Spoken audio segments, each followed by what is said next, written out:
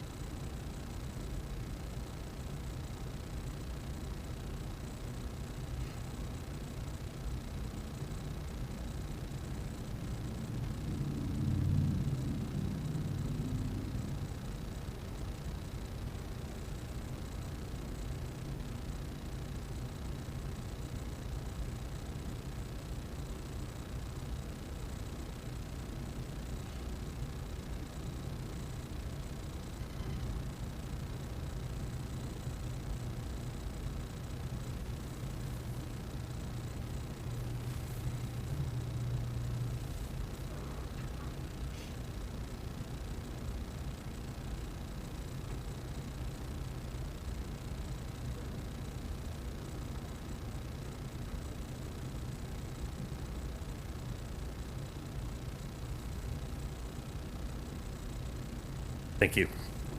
I now ask that you rise and recite the Pledge of Allegiance to honor our men and women in uniform who protect us at home and abroad. I pledge allegiance to the flag of the United States of America and to the republic for which it stands, one nation, under God, indivisible, with liberty and justice for all. I'll now take the roll call. Trustee Chen? Here. Trustee Fink? Trustee John? Here. Trustee Lewis? Here. Trustee Rudolph? Here. Trustee Terrell? Here. Thank you. Trustee Terrell, I believe you have a motion. I do. I would have a motion to recess to the closed meeting for the purpose of discussion of the selection of a person to fill a public office as defined in this act, including a vacancy in a public office when the public body is given power to appoint under law or ordinance, or the discipline, performance, or removal of the occupant of a public office when the public body is given the power to remove the occupant under the law or ordinance pursuant to 5 Illinois compiled statute 120/C(3). I'll now take a roll call vote. Trustee Chen? Aye. Trustee Fink is absent. Trustee John? Aye. Trustee Lewis? Aye. Trustee Rudolph? Aye. Trustee Terrell? Aye. The motion carries. We'll now reconvene to a closed meeting.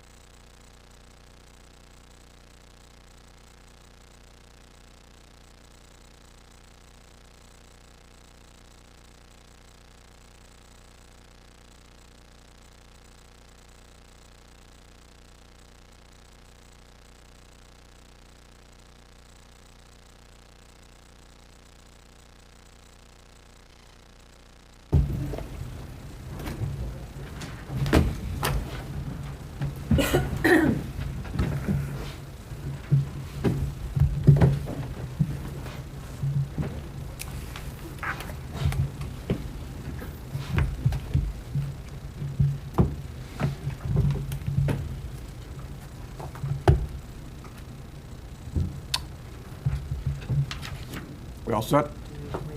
Yeah. I have a motion to reconvene to the open meeting. I'll second. Take a quick roll call vote. Trustee Chen? Aye. Trustee Fink is absent. Trustee John? Aye. Trustee Lewis? Aye. Trustee Rudolph? Aye. Trustee Terrell? Aye. Motion carries. And I would have a motion at this point to elect trustee Heidi Rudolph as acting president of the Village of Western Springs pursuant to section 3.1.10-50 paren D of the Illinois Municipal Code. I'll second that motion. Okay. Roll call vote. Trustee Chen? Aye. Trustee Fink is absent. Trustee John? Aye. Trustee Lewis? Aye. Trustee Rudolph? Aye. Trustee Terrell? Aye. Motion carries. So at this point, with the motion having carried, I will administer the oath of office to Trustee Rudolph for the office of acting village president.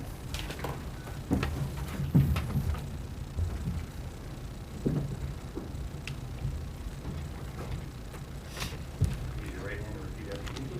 I state your name. I, Heidi Rudolph, Having been elected to the office of acting village president having been elected to the office of acting village president in the village of Western Springs in the village of Western Springs in the county of Cook, in the county of Cook, do solemnly swear do solemnly swear that I will support the Constitution of the United States, that I will support the Constitution of the United States, the Constitution of the State of Illinois, the Constitution of the State of Illinois, and the municipal code of the village of Western Springs, and the municipal code of the village of Western Springs, and that I will faithfully discharge the duties and I will faithfully discharge the duties of the office of acting village president of the office of acting village president according to the best of my ability. according to the best of my ability. Congratulations.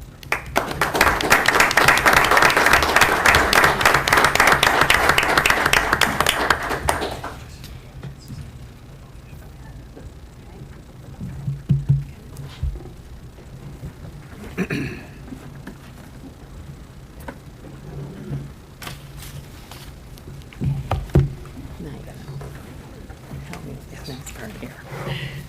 I'm going to probably need a little bit of help with these next steps here. Okay, moving into our agenda, our first item on the agenda tonight are the citizen comments. Do we have any? Oh, I'm sorry. I've already skipped an item here. We have a resolution, and so wait, this is going to go into. Okay. Yes, we have a resolution that Trustee Chen will be Okay, reading. great, Okay. thank you. Resolution 23-2725, authorizing the approval and execution of a small enterprise agreement between the Village of Western Springs and Environmental Systems Research Institute, Inc., ESRI, for the local government cloud-based license subscription and use of ARC GIS software and help desk services to allow the village to operate its Geographic Information System, GIS. The contract term is 24 months with a 12-month renewal option. Is there a second? I'll second that motion. We need a roll call vote. Trustee Chen? Aye. Trustee Fink is absent. Trustee John? Aye. Trustee Lewis? Aye. Trustee Rudolph? Aye. Trustee Terrell? Aye. The motion carries. Thank you, Trustee Chen. Okay. Okay, now we will move on to citizen comments, if we have anyone here. Yes, good evening. I'm Richard Pellegrino, the Executive Director of the West Central Municipal Conference. Thank And you. on behalf of the 51 communities that represent the conference, I'd like to present you with the portfolio in your new position as president, and wish you the best of luck in behalf of all of our members. Thank you very much. Thank you very Thank you. much.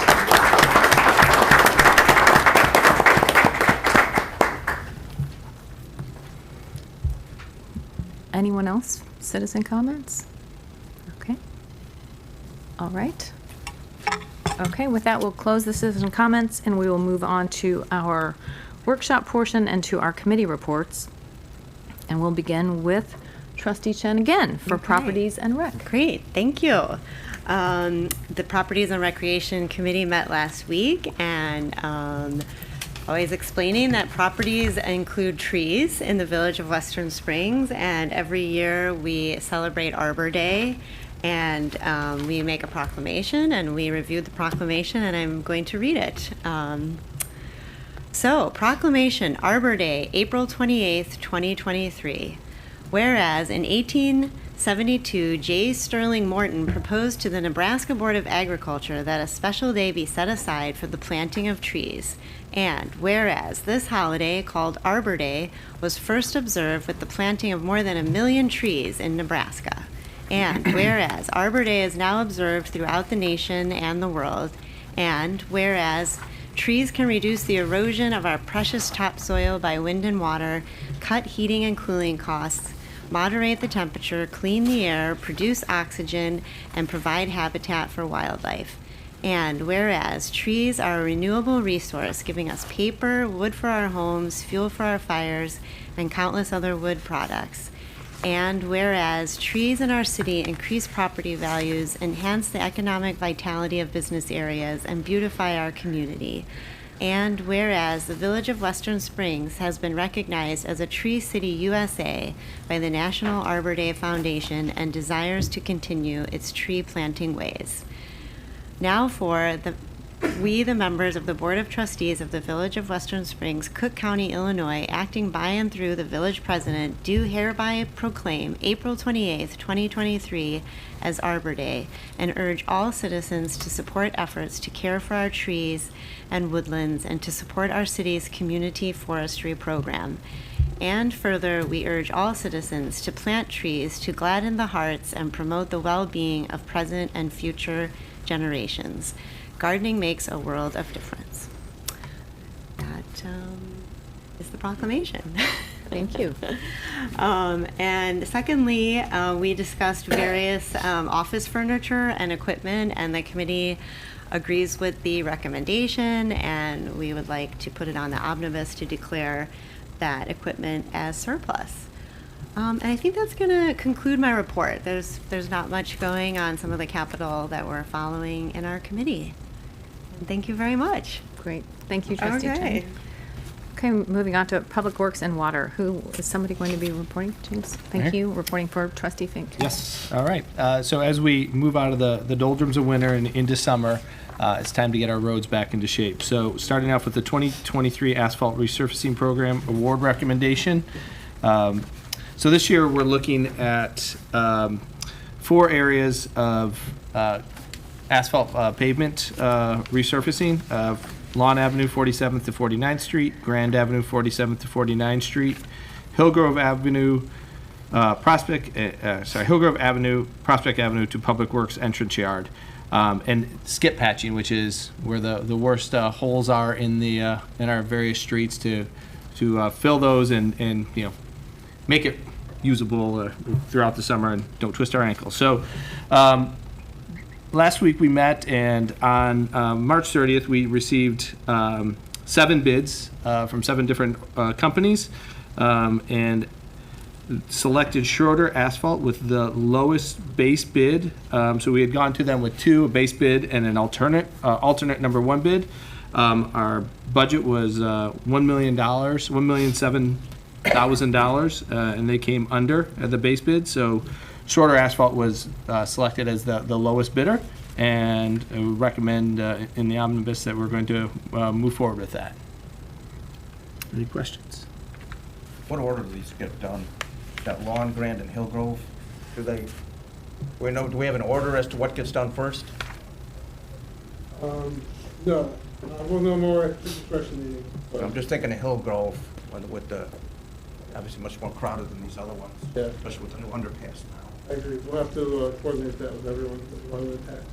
Possible to get it done before the pool opens? Unlikely.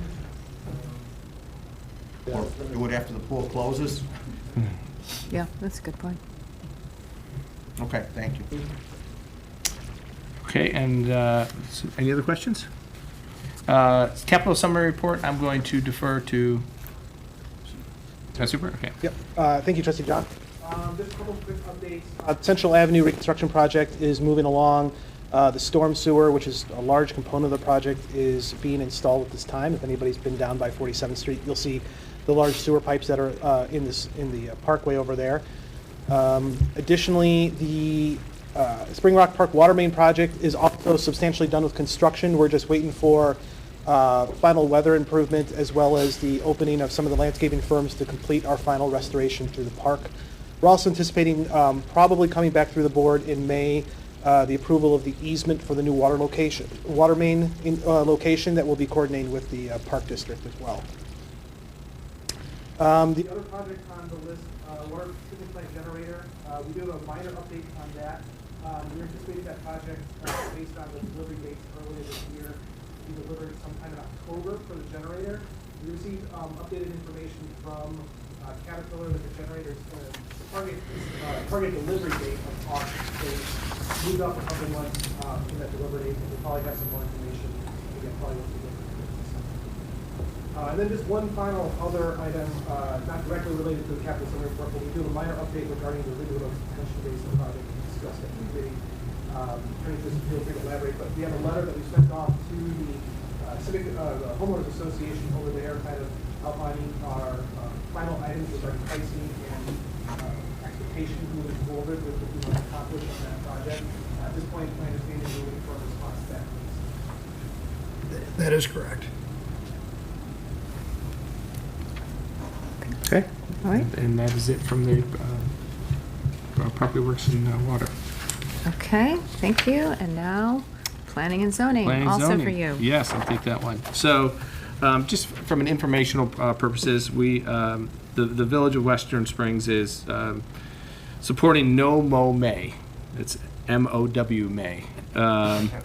Really, No Mow May is a conservation initiative to allow grass to grow for the month of May to create a habitat and forage for early season pollinators and other wildlife. This program invites residents to avoid mowing their lawn or a portion of their lawn for the month to support survival of pollinators and increase the diversity of wildlife. Reduced mowing in the month of May will also lessen carbon emissions and reduce energy consumption. So this is just a kind of a nice way to bring in spring and support the pollinators. It's not required, but the village will also not be enforcing any code enforcements for grass that may be growing above what I think it's 8 inches, is that what it is? So you will not get a ticket for that. So save some gas and save some time on the weekend and don't mow your lawn. I think this is a good example of something where we've talked about where we can encourage residents to be involved in some of our green initiatives, and this is a small example of ways everyone can join. So I'm glad that we're promoting this. I think I saw it announced it came out on the Village today, right? Okay. So I think it's great. Thank you. Right, and that's it. Legions of young boys and girls that won't have to mow the lawns for their parents are behind this one too. At least till June. Yeah, exactly. And then the first June mowing's gonna be tough though. Right. Great. Okay. Thank you very much. Okay, next, Public Health and Safety, Trustee Lewis. Thank you, President Rudolph. First up, I have the pleasure of discussing the Foreign Fire Insurance Board. Each year, the village receives roughly $25,000 to $30,000 that is generated by a 2% tax on insurance premiums paid on fire insurance policies sold by out-of-state insurance companies to people in Western Springs. Up until now, our village code provided for funds allocated by the Foreign Fire Insurance Tax Act to be collected by the village under a separate revenue line item in the general fund. However, a recent change to state law no longer allows that practice to continue. The amended state law limits the ability of municipalities to oversee, implement, and regulate the foreign insurance tax funds. Going forward, Western Springs needs to create a Foreign Fire Insurance Board that will then receive and manage the funds collected. The Foreign Insurance Board will also determine how the funds should be spent. The fire chief and 6 other members of the fire department will comprise the Foreign Insurance Board. Our Health and Public Safety Committee discussed all of this at our meeting last month and is recommending the full board approve an ordinance at our next meeting to create the Foreign Fire Insurance Board and change the village code to satisfy the requirements of the recently amended Foreign Insurance License Fee Act. I'd be happy to try and answer any questions if there are. If not, I'll move on to item B, which is the 2022 Fire Department Annual Report. It was in our packets for this evening, a copy distributed earlier. And I would like to offer Chief Kelly and Deputy Chief Scott a minute or two to run us through that. Thank you, Trustee Lewis. I'd like to have Deputy Chief Brian Scott give a summary of our 2022 annual report. Thank you. Good evening. Before you have our 2022 annual report, and I just want to kind of walk you through some of the highlights, because we really had a very productive year, and I think really it speaks to the resiliency of the fire department, but it also speaks to the good support that we continue to receive from the board, and the staff, and of course, the community itself. On the cover, you'll notice we have our last academy class, 17 new members of the department, and I wanted you to look at this photo just for a second, because all these folks come from our community and the surrounding community. These folks range from ages of 19 to 55, students, folks having full-time careers such as doctors, lawyers, engineers, bankers, and yet they find the time to serve this great community, committing literally hundreds of hours in 2022 to train to become firefighters for our community. As you move forward into the program, you notice we had some retirements and promotions I wanted to touch upon. Assistant Chief Chuck Lichtenhauer retired from the department for 21 years. School children around the community affectionately knew him as Firefighter Chuck for all his years doing public education in the schools. We also had the retirement of Reverend Christina Boston, who now has served the fire department with the police department very well in some very difficult times with COVID as well. We added some promotions with Captain Kevin Gage and Lieutenant Rich Griffith. And with the loss of Reverend Boston, we added retired pastor of the Western Springs Baptist Church, Reverend Dean Muckmeyer, will now serve as the chaplain for fire and police, so we welcome him aboard in 2022 as well. As you move further in the document, you see on page 4, we have a whole department organization. I just wanted to highlight now that we have over 44 people in the organization. We increased our staffing with that academy class by over 80%. I also wanted to point out that our Explorer program, which is a great community program that we've put forth for many years now. The Explorers is a community-based program geared towards the youth between 14 and 21 with an interest in public service and interest in fire science, fire safety. So there they can learn, work alongside firefighters, and decide if the fire service is going to be a career vocation for them. So we've had an increase of over 12 members in that program in 2022 alone. We also wanted to highlight on the next page, on page 5, the fact that this is the 85th anniversary of the Western Springs Fire Department winning the National Firefighting Championship in 1937. So it's a pretty significant accomplishment. You notice that picture on the bottom right, that's Soldier Field with over 100,000 people in the stadium watching the firefighters compete as they demonstrated their skills, for example, how fast they could raise ladders, hook up hoses, get water hundreds of feet from the fire. Some of our 2022 accomplishments, as you get to page 6, I just wanted to touch upon an important item here. We did update our fire life safety code to the 2018 edition. We did that in collaboration with community development. We also, with the cooperation of all of those departments and their staff, updated our continuity of operations plan, RFP. And as you may know, that's a great plan we put together as part of our emergency operations, emergency management planning, to make sure the village is better positioned to handle any extreme emergencies so we can continue governance and the business operations of the village. Moving ahead a little bit, I wanted to talk on page 10 and 11 some of the statistics for the department for the year. You notice that 2022 was a very busy year for the department. In fact, the busiest in the last 10 years. Again, I think it speaks to us coming out of the pandemic, and the department handles over 1,300 calls with a high degree of professionalism and expertise. The next page, page 11, is a new feature for our annual report where we try to do a breakdown of the types of calls that are going on throughout the year, composed at 1,300, over 1,500 calls, and also show you that we have a great balance between mutual aid, given and received. What I mean by mutual aid is the resources we share with our neighboring communities and what they bring into us so we can manage larger scale instances. You can see there's an excellent balance. We're helping our neighbors and they're helping us exactly the way the program should work. If you move forward to page 13, when we touch upon probably the two most significant emergency calls for the year. One was a residential house fire on April 13th on Long Meadow. And then we had a significant multi-vehicle accident I'm sure you're all aware of on Ogden Avenue.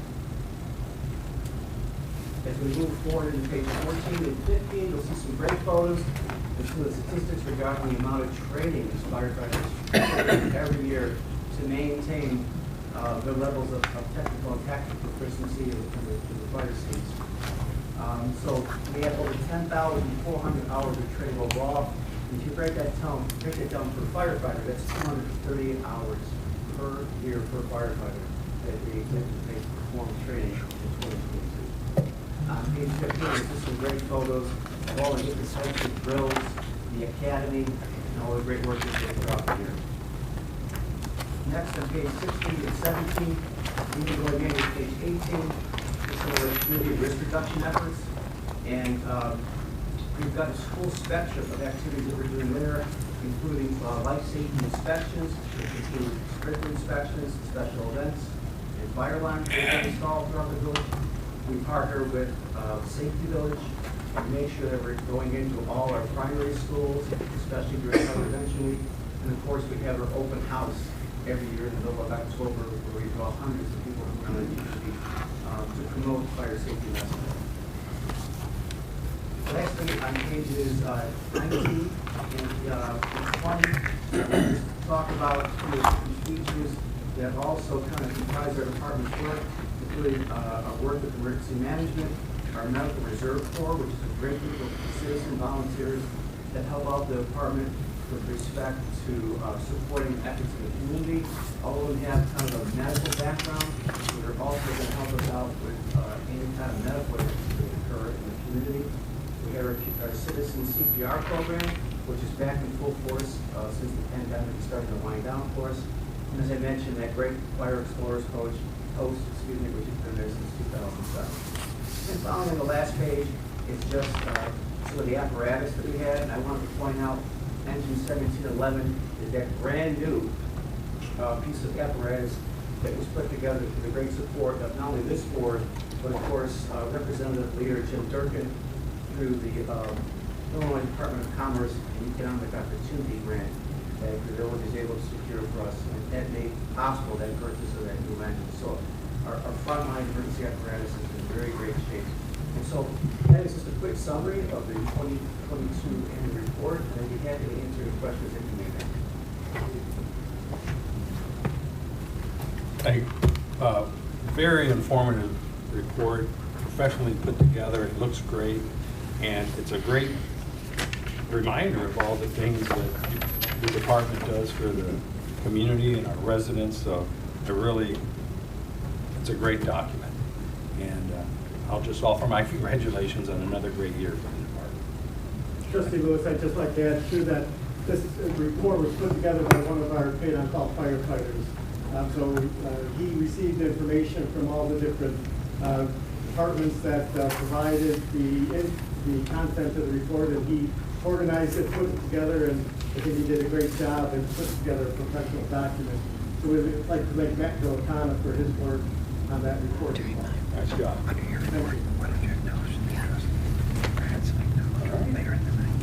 Moving on, under the breaking news section, the Public Health and Safety Committee met at 6:30 this evening and to discuss a change in policy at the Hinsdale Humane Society They've let us know, and they've also let surrounding communities know that they are going to start charging for taking care of the stray animals that end up in their care from our village. We are currently still in negotiations with them on what the final agreement will be. And should that come together, it might be on the omnibus for our meeting later this month, but we're still hashing out some of the details. And it looks as though we're trying to do some analysis on whether they're offering a couple of options. Should we do a $375 flat fee per animal that ends up in their care, or $100 a day up to $700 maximum? So we're doing some work to see of the animals that end up over there, which aren't many. Our department does a great job of getting them back to the owners most of the time before we need to get them over there. But we'll have a better handle on the economics there. But that's it's understandable that they need to charge for some of the things they do over there for us. And so we're trying to figure the best way to get into an agreement with them. And that's all I have this evening. Any questions? Okay. All right. Thank you. Now I'll provide our Finance Committee report. There are two items on our agenda tonight. The first one is the Stormwater Utility Fee Ordinance that we have talked about in the past. We've overall talked about our stormwater management issues. The Stormwater Utility, or we, for shorthand, the SWU ordinance, it will amend the municipal code in title, Chapter 10, to include provisions for that SWU and the creation of a stormwater fund. This ordinance, it outlines background information on the utility and previous engineering studies, rate types, calculations, billing details, and establishment of a credits program and appeals process. This fee, it represents an equitable method of allocating the cost of capital improvements and maintenance of the stormwater management system, which I know we've talked about this and looked at this many times, but this includes over 50 miles of underground pipe and hundreds of structures, and much of which is more than 90 years old, and it just wasn't designed for today's population or lifestyle. The stormwater utilities, these have been implemented in over 1,800 communities in the United States, and at least 15 in the state of Illinois that we're aware of. Others are considering this too. Elmhurst is considering something very similar right now, but some of the examples of the 15 include Downers Grove, Winnetka, and Buffalo Grove. If approved, the staff will start finalizing the credits program anticipated next month, which would provide financial incentives for residential and non-residential properties who install certain stormwater management facilities. Examples of these include detention basins, rain gardens, cisterns, permeable pavement, and they have to focus on volume control for the runoff created by impervious areas on the property. The credits will be calculated based on the amount of stormwater generated by the impervious areas being detained by a facility. Credits may allow for up to a 20% reduction in fees per improvement with a maximum total credit of 50%. If the ordinance is approved, a complete credit program guide will be posted on the village website in the coming months. The guide will outline the initial application, stormwater management facility specifications, maintenance standards, and more. The Finance Committee agrees with the staff recommendation for the stormwater utility. Collectively, many options have been explored, and while no one likes to increase fees, we have reached the point in the maintenance of our systems where this approach is our best option. And as noted, it aligns with the approach many other communities have adopted. For a full history of the stormwater utility fee and for access to the fee structure, et cetera, we have that all on the website. We have a tremendous amount of information and work that has been put into this to make sure it is as fair as possible and really considers our needs going forward that we at the point where we are now. Director Casey, do you want to say anything further? President Rudolph, no, nothing further. You covered it in its totality. I would just say that we are reviewing a couple of other things in the ordinance, so we'll have a final back to the board in the coming month or so. Okay, any questions from other trustees? Anything else, Trustee Lewis, you want to add to this? I think we've gone over it with a fine-tooth comb, and Okay. I think the ordinance is just about there. Okay. Okay, great. We'll bring this back to the board next month in our May cycle. The other item under Finance Committee is a software agreement with Sikich, our accounting firm. There are new governmental accounting standards. The Governmental Accounting Standards Board, GASB, issued Statement 87, which creates some changes in how leases and some village contracts are reported. This has taken effect and it will be implemented in our next audit. The software that would help us with this is ranging from typically like $3,000 to $10,000. We do, though, have a nice opportunity with Sikich. They have created a tool a little bit simpler that would work for a community of our size and we believe meets our needs quite well. And we can have that for a one-time cost of $2,500. So we think that is a good value for the community and we'll recommend that that be approved and also be on the omnibus. Any questions? Director Mastandona, anything further about that? No further. You covered everything. Okay, thank you. Okay, all right. That concludes the Finance Committee report. And last but not least, Trustee Terrell, General Government. Thank you, President Rudolph. I have one housekeeping matter, a resolution approving the content and release of certain closed meeting minutes. Under the Open Meetings Act, we must determine, on advice of counsel, approval of content and release of certain closed meeting minutes of the regular and special meetings and workshop meetings of the board. As you're all aware, certain meetings like involving litigation, real estate purchases, employment contracts, and particular employment matters such as employee discipline can by law be kept closed to the public. The closed meetings are recorded and transcribed in written meetings, and every 6 months are reviewed and determined which shall be released to the public and which shall remain closed. You can see in the packet the update, the list of which closed meeting minutes shall be released for public inspection and which closed meeting minutes shall remain confidential. This will be a resolution. We also had this discussion regarding our committee's meeting as well. So that's all I would have. All right, thank you, Trustee Terrell. All right, that concludes the committees. So now we will move on to the reports, the first of which will be mine. So I first want to recognize the fire department. Thank you for that, the great report and the overview of the full document. It really is impressive. And thank you to the entire team for doing everything that you all do and keeping us safe. And it's interesting to learn about what a year 2022 was. So thank you to everybody for those efforts, and thank you really for the really good presentation. I also want to acknowledge Phil Naraki, who's in the back of the room here, who is our newly elected trustee, who was elected last week. So we look forward to welcoming you and swearing you in next month. So we will see you then. Thanks for being here tonight.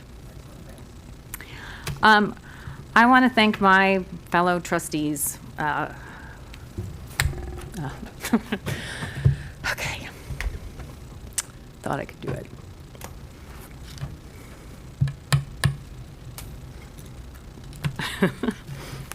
Okay, you just have to give me a minute here for this.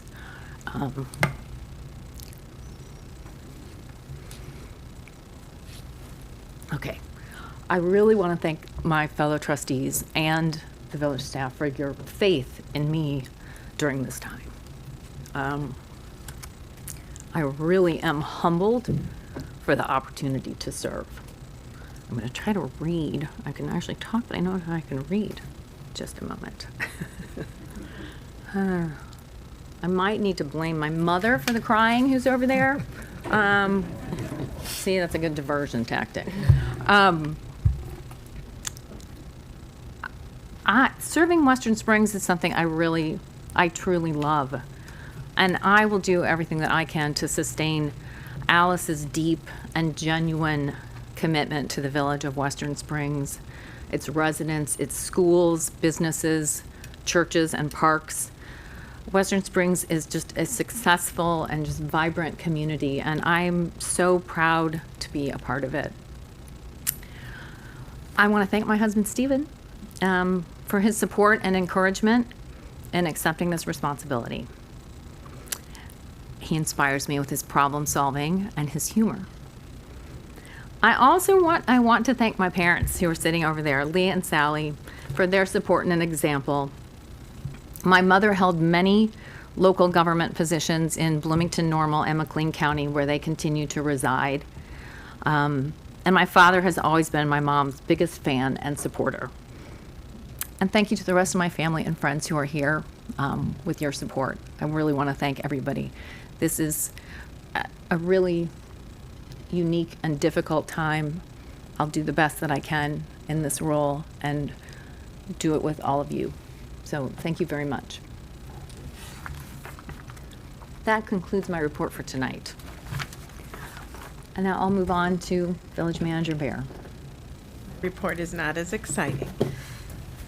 I do want to start with some exciting news. As you alluded to, last Tuesday, local elections for positions on the village board, the library board, park district board, school boards, and others took place. Our current village board trustees, Nicole Chen and Al Fink, as well as resident Phil Naraki, were all elected to 4-year terms. Phil will fill the vacancy created by the retiring trustee, James John. And as always, we are very grateful to all of our trustees for volunteering to serve. I have a couple of housekeeping things. Just want to mention that we have hydrant flushing beginning this week, April 12th, and it'll go through May 4th. This is done on weekdays, but it can produce some discoloration in the water, and so that would require residents to run their cold water to restore clarity. There's more details on the village's website, so I would encourage residents to go ahead and take a look at that in advance of hydrant flushing in their area for more information. I wanted to mention yard waste collection and composting through our waste hauler LRS began on April 1, so people can begin using that service. More information on our website in terms of how the composting program works. We've had a lot of interest in that, and so we've put together a nice page that describes how that works. Also, a reminder that required village vehicle stickers are available currently, and they must be purchased by May 1st to avoid a late fee. Finally, our recreation department summer registration is going on right now for residents, and April 13th begins non-resident registration. I heard things are filling up very quickly. I saw a few people scramble to get their kids in tennis today. It's going fast. A lot of people registering more quickly than we had last year, so good news. That's all I had. Thank you, Manager Bear. Attorney Jarusik? No report tonight, President. Thank you very much. With that, any other business, any other trustee has?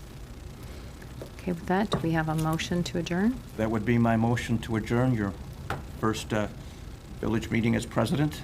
Congratulations and thank you very much. I would have a motion to adjourn tonight's board meeting. Second. Okay, all in favor? Aye. Opposed? Okay.